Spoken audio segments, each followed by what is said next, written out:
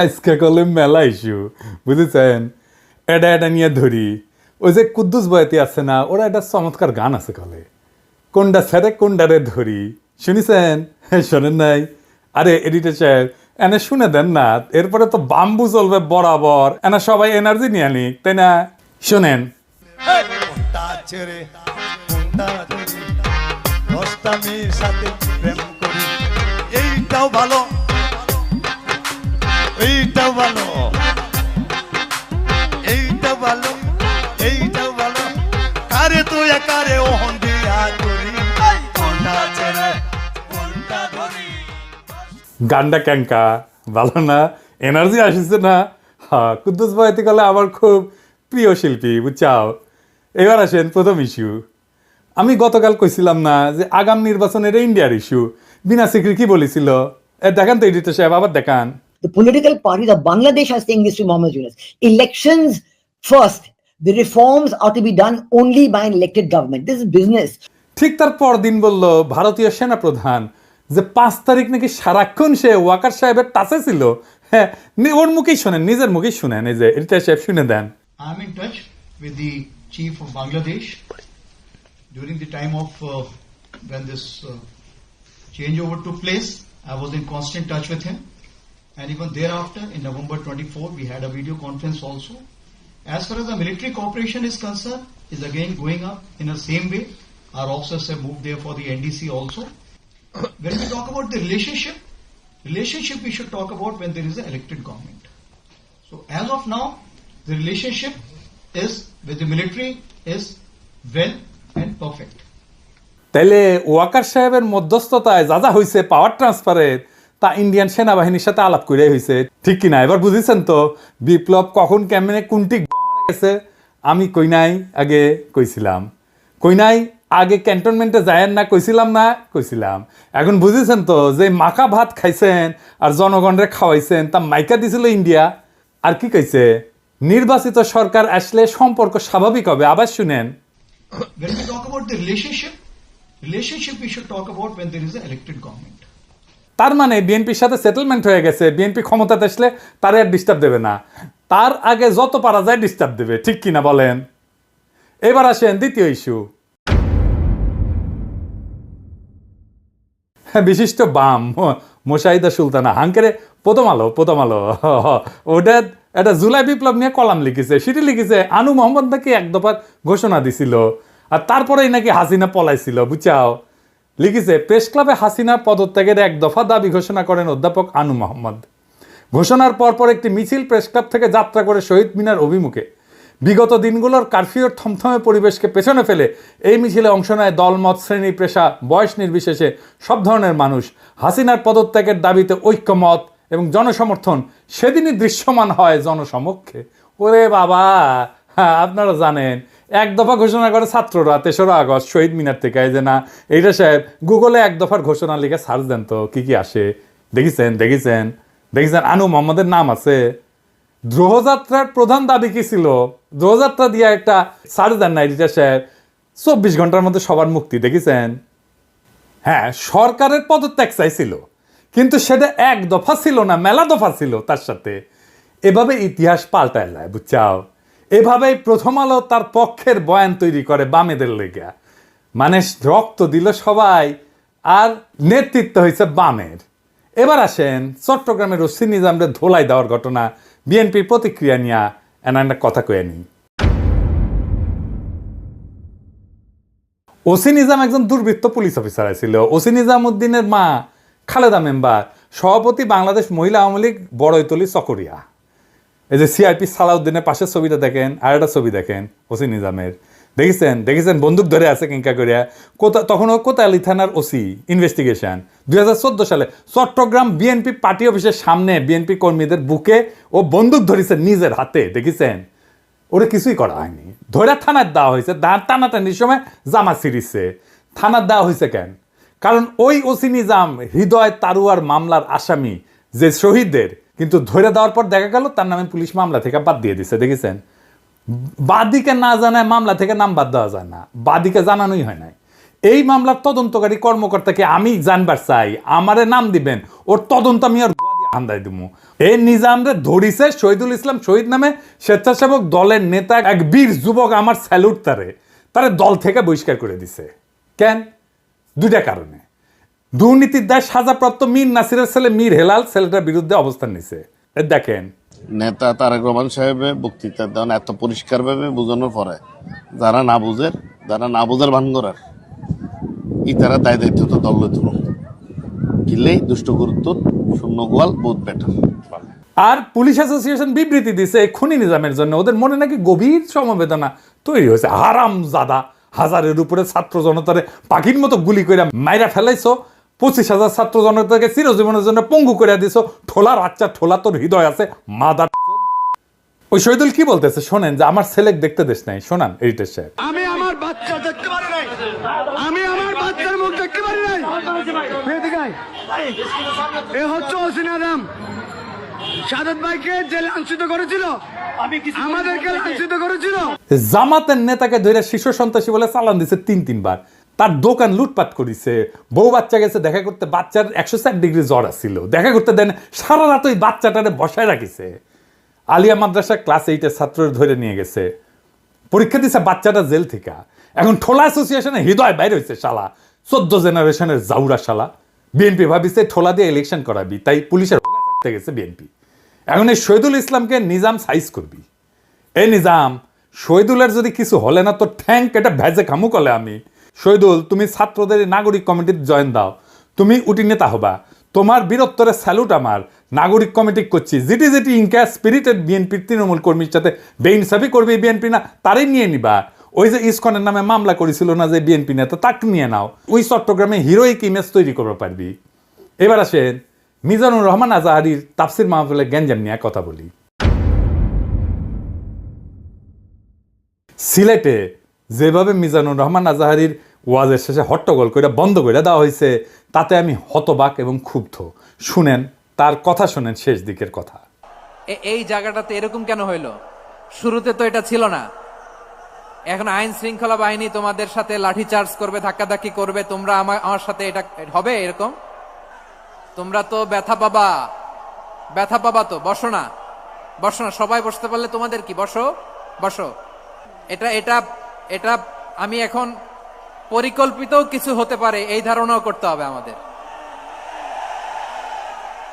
লক্ষ লক্ষ মানুষ বসে আছে, তোমরা একটু শান্ত হবে না? হ্যাঁ, বসো। আর 2 মিনিট একটু কোঅপারেট করো। 2 মিনিট একটু কোঅপারেট করো। জি পুলিশ ভাইরা, হ্যাঁ আস্তে জি বসে যাবে। হ্যাঁ ঠিক আছে, 2 মিনিট। এই বিভাগে আমার আর আসা হবে না, আমি একবারই তো আসলাম। সো যা বলার তো আমি এখনই বলতে হবে, এমন না যে আমি আবার সুনামগঞ্জে আসবো, হবিগঞ্জে আসবো। খুবই গুরুত্বপূর্ণ কয়েকটা কথা আমি রাখবো তোমাদের সামনে। বসো, শেষ করে দিব। এই তো আর 10 মিনিট সময় আছে আমার হাতে। বসো। মাশাআল্লাহ, এই ঠিক আছে। আমি কলে এখানে এক বিশাল ষড়যন্ত্রের গন্ধ পাইতেছি। ঘটনা ছোট, রাজনৈতিক গুরুত্ব অপরিসীম। আজারি সাহেব নিজেই কইছে যে সামান্য জায়গায় অল্প কিছু লোক এই কাজটা করেছে। শুনেন, পুরো লক্ষ লক্ষ মানুষ, আমি তো দেখতে পাচ্ছি কত লক্ষ লোক হয়েছে। একটা জায়গায় কোনো সমস্যা নাই, এখানে কয়েকশো ছেলে পেলে এই ধাক্কা ধাক্কি। না নিজে শুনতে পারতেছো, না অন্যকে শুনতে দিচ্ছ, না আমাকে বলতে দিচ্ছ। কি করতেছো তোমরা? এগুলো কি করতেছো? আমি আজকে just as a gesture of goodwill, আমি নামটা কইলাম না কে করিছে, কয়া দেবো কিন্তু কে করিছে এইটা। এই হট্টগোল হয়ে কেন সুষ্ঠুভাবে শেষ করতে পারলেন না তাফসির মাহফিল আজারি সাহেব? কারণ বিএনপি নেতারা প্রকাশ্যে বলিছে মাহফিলে আজারি সাহেব হেস্তনেস্ত শিকার হবে, এটা কইছে বিএনপি নেতা। সত্যি কথা, আমি ব্যানে করছি না। এই যে শুনেন, রহমান আজারি বক্তব্য রাখে বিএনপির বিপক্ষে, এত সাহস সে কোথায় পায়? আপনি এই জামাতের পক্ষে কথা বন্ধ করেন, নাহলে দেশের মানুষ যেভাবে আপনার এই যে মাহফিল করে, মাহফিলে কিন্তু আপনি আস্তে আস্তে শিকার হবেন এই মুসলিম লীগের কারণে। কারণ এই মুসলিম লীগ কিন্তু বিএনপি কে পছন্দ করে, এই মুসলিম লীগ কিন্তু অন্য সংগঠনকে পছন্দ করে। কিন্তু আল্লাহর নামে স্লোগান দিয়ে, ধর্মের কথা বলে, মাথায় টুপি লাগিয়ে, পাঞ্জাবি পরে বিএনপি কে বকবেন না আপনি, তাহলে কিন্তু আস্তে আস্তে শিকার হবেন। আবার যে কোনো মুহূর্তে কিন্তু আপনি দেশান্তর হতে পারেন। ঠিক তার পরদিন এই ঘটনা ঘটলো। তার আগে তো অনেক নেতা, রিজভী ভাই তার সহকর্মীদের তাতায় রাখছে এখন আজারির উপর কেন বিএনপি বিলা? দুইটা কারণে। এক, বিএনপির তো জমায়েত করতে টাকা খরচা হয়, এমন কোনো বক্তা নাই যার বক্তৃতা শোনার জন্য লাখে লাখে মানুষ যাবে। খালেদা জিয়া বা তারেক রহমান আসলে যাইতে পারে, কিন্তু দেশে আছে এমন কোন নেতার বক্তব্য শুনতে এখন আর যাবে না লাখে লাখে লোক। আর আজহারীর বক্তব্য শোনার জন্য স্মরণকালের সর্ববৃহৎ সভা হচ্ছে, যেটি যাচ্ছে সেটি হচ্ছে। এটা গা টাটাইতেছে বিএনপির। জনসমাগম মানে ক্ষমতা, বুঝছাও? আমাদের ভিডিওর ভিউ গেলে ক্ষমতা, আমাদের পোস্টের লাইক শেয়ার ক্ষমতা, এই ক্ষমতাকে বিএনপি চ্যালেঞ্জ মনে করছে। আর 2 নাম্বার, ইন্ডিয়ার ডরায় জনপ্রিয় ইসলামী বক্তারে, এই জন্যই তারা চড়াও হয়েছিল মৌলানা দেলাওয়ার হোসেন সাইদের উপরে। আজহারী সাহেব ইভেন বিগার থ্রেট তাদের জন্য, বড় ভয়, কারণ সংঘবদ্ধ মুসলমানে তাদের ভয়। আজহারী জামাত করে না, তার বয়স কম, তারা যুদ্ধাপরাধী বানাইতে পারবে না, চমৎকার কথা বলে, আধুনিক মননশীল, অপূর্ব সুন্দর গলা আর চেহারা মাশাআল্লাহ, ইংরেজি বলতে পারে ভালো। এইরকম একজন দায়ীকে কোনোভাবে টলারেট করবে ইন্ডিয়া? করবে না। এক বেকুব তার মাথার দাম ধার্য করেছে, শুনেছেন? শুনেন।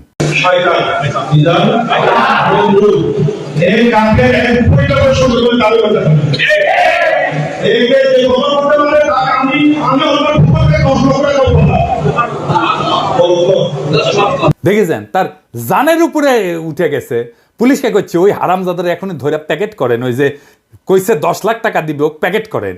বিএনপি নেতারাও খুব অপমানজনক ভাবে কথা কইছে যে আজহারী হুজুরের পিছে লাগিছে। দেখেন দুদু ভাই কয় আজহার নাকি মাজার কি যেন আছে, দেখেন শুনেন। ওই যে কে যেন আজহার নাকি মাজার একজন আছে। দুদু ভাই, আপনারা যে বিএনপির দুদু বলে এটা জানেন? হ্যাঁ, দুদু দুদু, বুকের দুদু, বুকের দুদু নাম বিকৃত করেন কে? বেদবি কুটি থেকে শিখেছেন। আপনার কর্মী আপনার কথা না শুনে আজহারী হুজুরের কথা শুনবি? এটা জানেন না তো? কর্মীর সাথে তো যোগাযোগ নাই, জিজ্ঞেস করে দেখেন। আজহারী হুজুরের নাম শুনলে কয়বার সালাম দেয় শুনেন, আর আপনার পিছে যে কি কয় শুনেন। নিজেরা বেশি হারকুলিস ভাবেন না, বুঝছেন? উঠলে দিন বাগে খেয়েছে। আওয়ামী লীগ আমলে ওয়াজে এসে আওয়ামী লীগ নেতারা চড়াও হইতো না, দেখেছেন না? চড়াও হইতো না। এখন বিএনপি নেতারা চড়াও হচ্ছে। এই যে দেখেন, এটা আমার শহরে বগুড়ায় মৌলানা বজরুল রশিদ মিয়া, আমি কলে খুব পছন্দ করি, খুব চমৎকার একজন আলেম, কলে খুব সুন্দর ওয়াজ করেন। ওনার উপরে চড়াও হয়েছে, মিজাজ খারাপ হয়ে গেছে দেখে। আর চড়াও হয়েছে কে? আওয়ামী লীগের পান্ডা মোহনের ভাই বিএনপির নেতা বাদশাহ। 2 ভাই 2 দল করে, এক ভাই আওয়ামী লীগ, এক ভাই বিএনপি। ওর ভাই বগুড়া শহরে কোনো জমি বাকি রাখে না, এই যে মোহন দখল করেছে। 2 ভাই দল করে সিস্টেম কইরা এখন আরেক ভাই রাজত্ব চালাইতেছে বগুড়ায়। এরা আগা 5 তলার দুর্বৃত্ত ফ্যামিলি। শোনেন কি করিছে। কিসের ভাষা ভাই? আমরা আমার দেশে থাকি না। আমরা দেশে থাকি না। ঠিক আছে, আপনি বলেন কেন যে আল্লাহু আকবার একবারই ছাড় দেয় না? আমাদের প্রত্যেকটা প্রোগ্রামে দেখো না। না, এই জায়গাতে আমি কি বুঝতে পারছি তাকে শোনেন। না না, এখানে যে কোরআন শরীফ তেলাওয়াত হলো, একবারই দিছে আল্লাহু আকবার, হাম্মাম কথা আর দেয়নি, এটা ঠিক না। তার মানে দিছে তো? না, তার মানে দেয়নি, দিছে তো। একবার দেখ 10 বার দেখ, দিছে। আপনারা কোন আওয়ামী লীগের মধ্যে দিছে? আপনি তো বললেন একবারই দিছে আর দেয়নি, এটা তো ঠিক না। আমি একটু আমার প্রধান বক্তার সাথে দ্বিধা করেছিলাম যে উনি বলতে চেয়েছিলেন যে একবারই হাম্মাম সাহেব বলছেন, এটা তারপর কি বলছেন আমি আসলে এই করি, যখন বলছে একবার বলেছেন আমি সেটাকে দ্বিধা করেছি। আমরা ইসলাম কারো ব্যক্তিগত সম্পত্তি নয়, ইসলাম সকল মুসলমানের সম্পদ। কেউ যদি মনে করে এটা আমার ইসলাম আমার একাধিক আর করো না, এটা তো সঠিক না।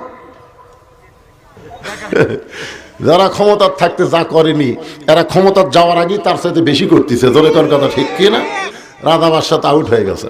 মাহফিলে যারা যাবেন, কোন রাজনৈতিক নেতা যদি আলেমের সাথে বেদবি করে না, একেবারে পায়দা ফেলাবেন, পারমিশন দিলাম, আমার নামে যেন কেস দেয়, আমি কয়ে দিছি। আর হুজুরেরা আপনাদের বলি, বেদবি নিয়েন না। আপনারা কোন আক্কেলে এই সমস্ত রাজনৈতিক দুর্বৃত্তদের ওয়াজের মঞ্চে আপনাদের পাশে বসতে দেন? ওদের সেই যোগ্যতা আছে আপনার পাশে বসার? পাবলিকে তো আপনার ওয়াজ শুনবার এসেছেন নাকি? ওই গুলো ক্ষমা দেখবার আসছে, তা তো আসে নাই। আমি দুঃখিত, মুখ খারাপ করলাম, হুজুর বেয়াদবি মাফ করে দিয়েন, কিন্তু এই তো মেজাজ খারাপ হয়ে যায়। তো আপনি কেন ওগ্রে পাশে বসান কেন? আপনার ওয়াজে জমায়েতের ফুটেজ খাবার আসে, ওই হারামজাদা নিজেরা দেখলে তো পাবলিক আসবে না, কথাও কবার পারে না। আপনার ওয়াজের জমায়েতের ফুটেজ খাবার আসে, এটি এসে সে দেখায় যে আমি মেলা বড় নেতা। এগুলোর পাত্তা দিবেন না, দাবরানি দিবেন, সাইজ হয়ে যাবে। ওয়াজের দিন তারিখ যেদিন ফাইনাল করবেন ওই সময় খোয়া নেবেন মঞ্চে, যেন কোনো রাজনৈতিক নেতা না উঠে। এই হারামজাদাগুলো সেকুলার সাজে কয় যে ধর্মকে রাজনৈতিক উদ্দেশ্যে ব্যবহার করা যায়। তুই উঠিস কেন ওয়াজের ইয়েতে? তুই রাজনীতি করিস তো, তুই ধর্মকে ব্যবহার করিস কেন তাইলে? তুই উঠিস কেন ওয়াজের স্টেজে, মঞ্চে? কোনো রাজনৈতিক নেতাদের বক্তব্য দিতে দেওয়া যাবে না। ওরা কয় না নির্বাচনে আসেন, রাজনীতিতে আসেন, কয় না। হ্যাঁ, এই যে দুদুভাই কইছে, এই যে শুনেন, ভাইরে রাজনীতি করবেন স্বনামে আসে, আড়াই লাখ লেগে রাজনীতি করে। এবার কইবেন তুই এটা ওয়াজ কর, নিজে নিজে কর, দেখি দেখি হাউ মেনি প্যাডিতে হাউ মেনি রাইস, পারিস নাকি দেখি। আগামীর বাংলাদেশে রাজনৈতিক দুর্বৃত্তদের ঠাঁই নাই। হাজারো ছাত্র জনতা এমনি এমনি তাদের জীবন দেয় নাই। আমরা নতুন রাজনীতি চাই, আমরা নতুন কণ্ঠস্বর চাই, আমরা ফ্রেশ জিনিস চাই, সেকেন্ড হ্যান্ড মাল না। ইনকিলাব জিন্দাবাদ।